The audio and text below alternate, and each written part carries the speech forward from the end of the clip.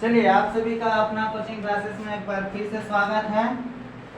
ठीक, और जब आंखों में अरमान लिया और मंजिल को अपना मान लिया, अब जीत क्या कठिन क्या आसान क्या, जब ठान ले तो ठान लिया। यही शुभकामनाएं के साथ कि आप लोगों का पढ़ाई अच्छे से चल रहा होगा। आज की क्लास क्या करते हैं, स्टार्ट करते हैं। आज देखेंगे हम लोग कल की क्लासेस में क्या देखे चुके थे, ओम का नियम देखे थे, ओम का नियम। अब उसी को प्रूव करेंगे। आज हम लोग उसका न्यूमेरिकल बनाएंगे कि क्या ओम का नियम सही है। ठीक है, तो आज फिर से देखेंगे, आगे देखेंगे क्या ओम का नियम, ओम का नियम। तो कल की क्लासेस में ओम का नियम के बारे में ये जान रहे थे कि यदि किसी चालक के भौतिक अवस्था में कोई भी परिवर्तन ना हो तो उसके सिरों पर लगाया गया विभवांतर तथा उसमें प्रवाहित धारा के क्या अनुक्रमानुपाती होता है। यही क्या है ओम का नियम। ठीक है, उनके शर्त भी पता है कब होता है। चलिए, तो उनके लिए वो चालक बोल रहे हैं तो किसकी जरूरत पड़ेगी हम लोगों को, चालक, क्योंकि चालक में क्या लगाएंगे विभवांतर, जिससे उसमें धारा बहेगा, तब उसके मध्य क्या क्या करेंगे संबंध। ठीक, तो कुछ भी नया नहीं करेंगे, पुराना अगर पढ़े होंगे तो आराम से पूरा क्लियर होगा।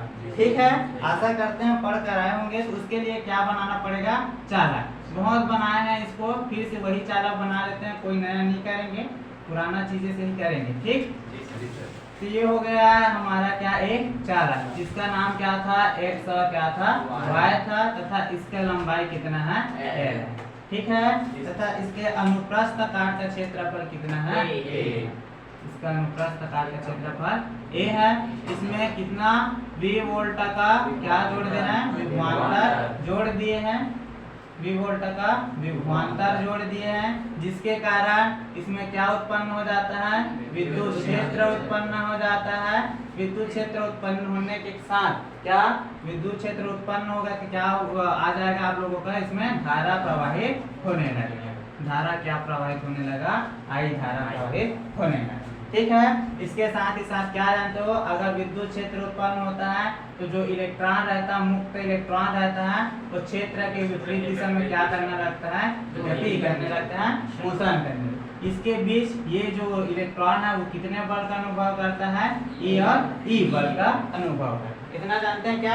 इसके साथ ही साथ ये भी याद रखना, उस दिन नोट्स का भेज दिया था कि कहाँ पर सुधार करना करके।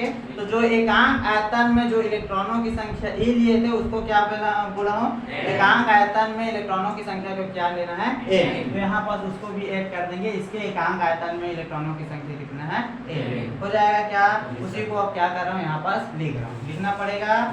लिख दे क्या, तो जो किए हैं उसी को लिखना, कुछ नया नहीं। तो अपने मन से भी लिख सकते हो। तो क्या यहाँ क्या एक्स वाई एक क्या है, चालक है जिसके या जिसका लंबाई कितना है, एल है, जिसका लंबाई एल है, तथा अनुप्रस्थ काट का क्षेत्र, तथा अनुप्रस्थ काट का क्षेत्रफल कितना है, ए है, कर देते हैं। इनके चालक के, इनके दोनों सिरों पर, दोनों सिरों से कर दूं क्या, दोनों सिरों से वी वोल्ट का क्या कर दिए, क्या जोड़ दिए हैं, विभवांतर जोड़ दिए, विभवांतर जोड़ दिए हैं, जिससे इसमें चालक में क्या उत्पन्न हो जाता है, क्या उत्पन्न होता है, पहले विद्युत क्षेत्र। ठीक है, विद्युत क्षेत्र उत्पन्न होते हैं, क्या उत्पन्न होते हैं, जिसके कारण, अब विद्युत क्षेत्र उत्पन्न हुआ क्या होगा, जिसके कारण क्या उत्पन्न हो जाता है, विद्युत धारा, जिसके कारण क्या, विद्युत धारा आई प्रवाहित होने लगते हैं। चलो, तो विद्युत धारा क्या आई प्रवाहित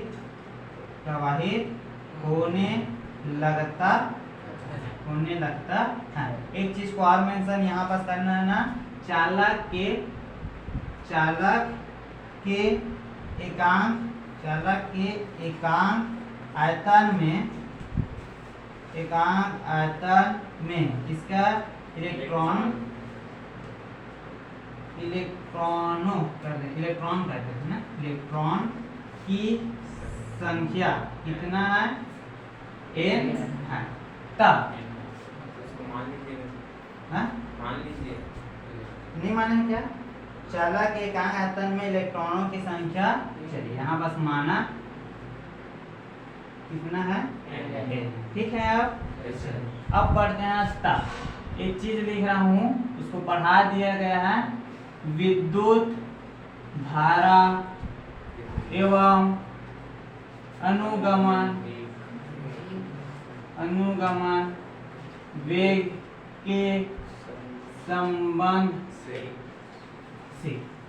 किससे, विद्युत धारा एवं अनुगमन वेग के संबंध से क्या होगा, चलो क्या विद्युत धारा एवं अनुगमन वेग के संबंध से हम लोग ये निकाले थे कि I इक्वल टू क्या मिला था n e और क्या a v d, ठीक है। इसको लिखते हैं, हाँ ये तो कट गया था, कौन कट गया था, L कटा था, लंबा L कटा था, ठीक है। तो क्या हो गया v d, यही जानते थे क्या, तो इसको मान लेते हैं समीकरण नंबर 1।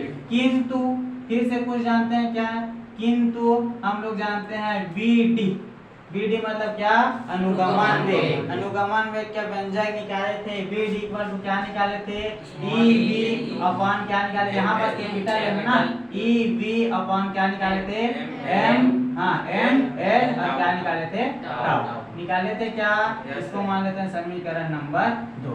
अगर पुराना क्लास क्लियर होगा तभी आगे समझ में आएगा, इसीलिए बोला जाता है कि डेली क्लास करो। अगर कोई समस्या, क्या बोलते हैं, ज्यादा ही समस्या रहता है तभी मत आया करो, हम तो उसमें बोल देते हैं। लेकिन जब आप लोगों को है, आप लोगों का ज्यादा काम नहीं है घर में कि क्या आपके बिना नहीं होगा ऐसे वाला, तो आया करो, डेली आओ, ठीक। क्योंकि देखो ये सब चीज अगर नहीं पढ़े होगे तो इधर का नहीं बनेगा, ठीक। लगेगा नया लगेगा, कहाँ से आया करके लगेगा, ठीक। और जो लोग पढ़े उनको आसानी से समझ आए, ठीक है। तो क्या समीकरण 2 में क्या देख लिए, V equal to EV ML into क्या देख लिए, टाउ, जानते हैं इतना।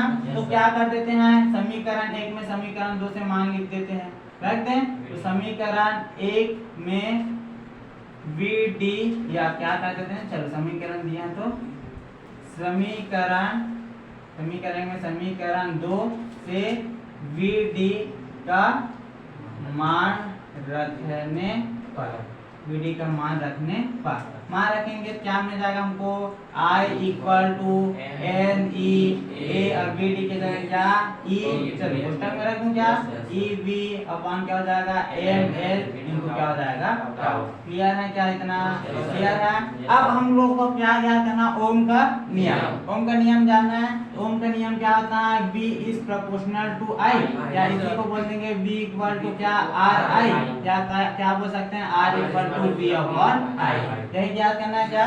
चलो तो इसमें दिख रहा होगा, हम लोगों को दिखा है ये वाला I और इधर दिखा क्या V, दोनों दिख गया क्या, I और V दिखा।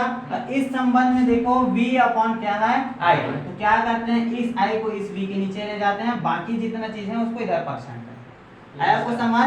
एक पक्ष लाने के लिए एक काम करते हैं क्या, V अपॉन I करते हैं, I को पक्षांतर इधर करूंगा इसके नीचे में आएगा, और ये जो बाकी रहेगा उसको उधर पक्षांतर करूंगा, ठीक है। तो इसको कर रहा हूँ मैं, सीधा सीधा लिख देते हैं, चलिए तो इधर हो जाएगा क्या, V अपॉन क्या हो जाएगा I हो जाएगा।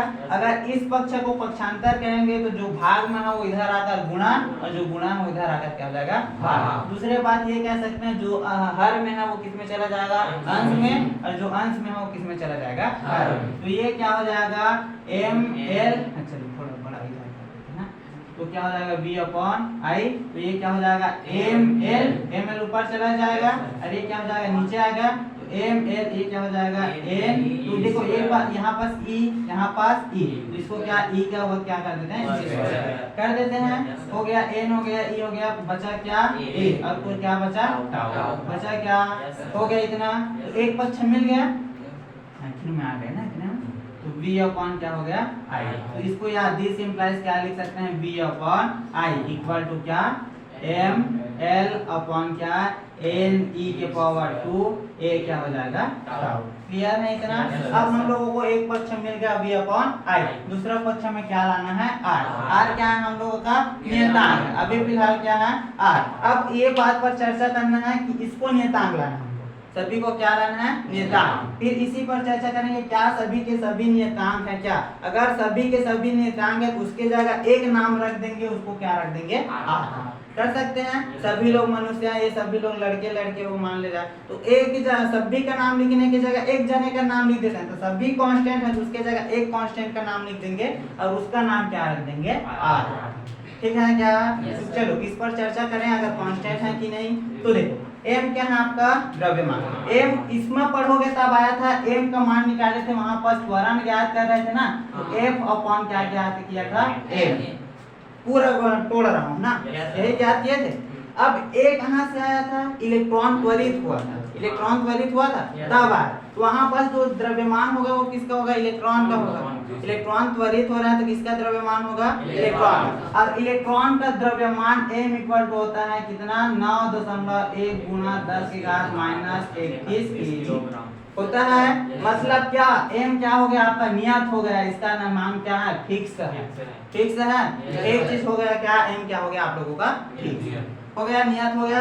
दूसरा बात क्या है l को क्या बोलना है इसका लंबाई। अब जब ओम का नियम लगा रहे हो तो ओम का नियम में ये बोले हैं कि उसका क्या भौतिक अवस्था, भौतिक अवस्था में क्या बताया है लंबाई, तो लंबाई में क्या नहीं होना चाहिए परिवर्तन नहीं होना चाहिए। तो जब ओम का नियम लगा रहे हो तो l भी क्या होगा नियत रहेगा, तो ये भी क्या हो गया आप लोगों का नियत या नियतांक मिल गया। ये भी कांस्टेंट ये भी कांस्टेंट, दो खत्म हो गया, बचा क्या n क्या है एकांक आयतन में इलेक्ट्रॉनों की संख्या, एकांक आयतन में इलेक्ट्रॉनों की संख्या, तो n भी क्या हो जाएगा आप लोगों का नियत हो जाएगा, क्या हो जाएगा नियत हो जाएगा। क्लियर है क्या? एकांक आयतन में इलेक्ट्रॉनों की हो गया वो संख्या। उसके बाद क्या है ई क्या है आप लोगों का याद करो, मैं फिर से सुधारा था कि क्या इलेक्ट्रॉन नहीं, एक इलेक्ट्रॉन में आवेश की मात्रा, एक इलेक्ट्रॉन में आवेश की मात्रा, तो एक इलेक्ट्रॉन में आवेश की मात्रा भी क्या होता है फिक्स होता है, फिक्स होता है। तो क्या हो गया ये भी क्या हो गया नियत हो गया, मतलब ई भी क्या मिल गया नियत हो गया या नियतांक बोल सकते हैं। हो गया क्या ए क्या है अनुप्रस्थ काट का क्षेत्रफल, जब ओम का नियम लगा रहे हैं तो ये भी अनुप्रस्थ काट का क्षेत्रफल बताया था, उसके पास चेंज नहीं होगा करके, तो अनुप्रस्थ काट का क्षेत्रफल भी चेंज नहीं हो रहा, मतलब ये भी क्या हो गया नियत हो गया, नियत हो गया। उसके बाद क्या मिला है टाउ, टाउ क्या है आप लोगों का क्रांतिकाल। क्रांतिकाल को अगर देखेंगे तो ताप पर निर्भर करेगा, अगर देखो अगर ताप बढ़ाएंगे तो ताप बढ़ता है तो उसके अणु दूर दूर हो जाता है, तो दूर दूर होंगे तो क्या होगा उसको जगह ज्यादा मिलेगा तो वो तीव्रता से भागेगा, मतलब ताप पर निर्भर कर रहे हैं।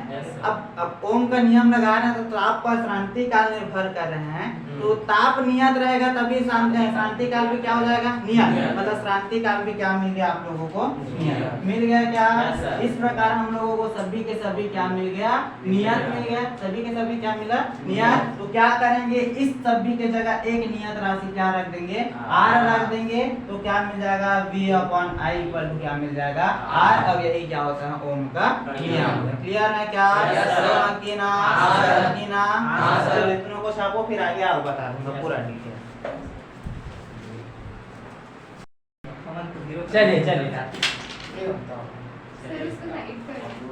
कैसे हुआ जो भी हुआ, चलिए तो इस पर जो बताया उसी को लिख लेते हैं क्या क्या है। ठीक, तो इधर कर रहा हूं मैं उसको। Yes sir. तो जहां m क्या है, m क्या है इलेक्ट्रॉन का द्रव्यमान, ऐसे में याद रहेगा बाद में भूल जाओगे उससे अच्छा लिख लेते हैं।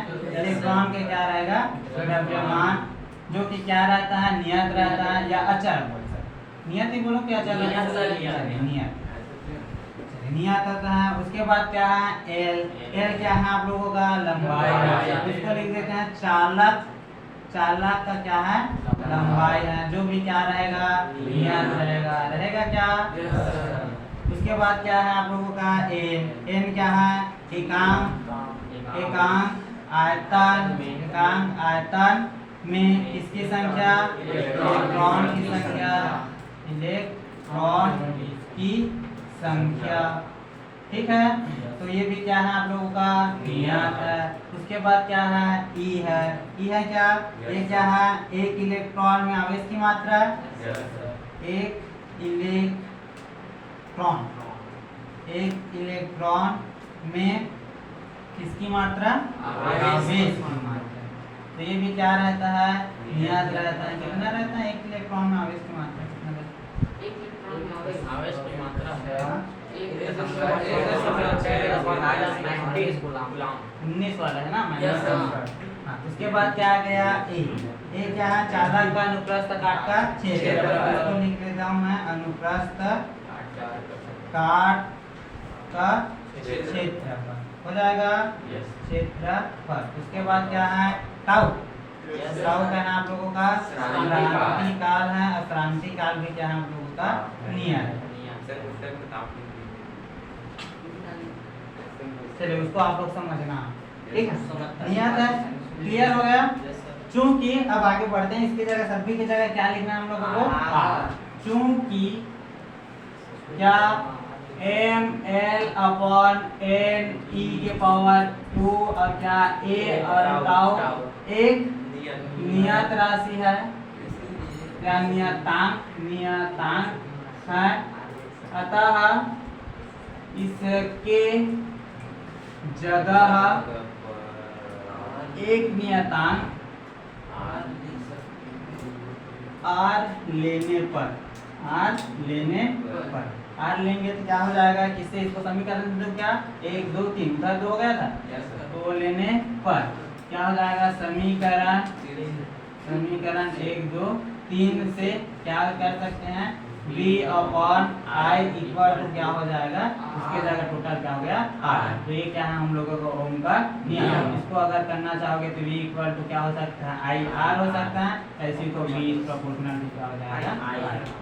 तो ये इस प्रकार हम लोग किसको प्रूव कर लिए, ओम का नियम। बहुत ही आसान तरीके से, कुछ नए नहीं किए हैं, जो पढ़े थे उसी का उपयोग किए हैं, बन गए ओम का नियम। ठीक है, कल देखेंगे हम लोग प्रतिरोध देखेंगे।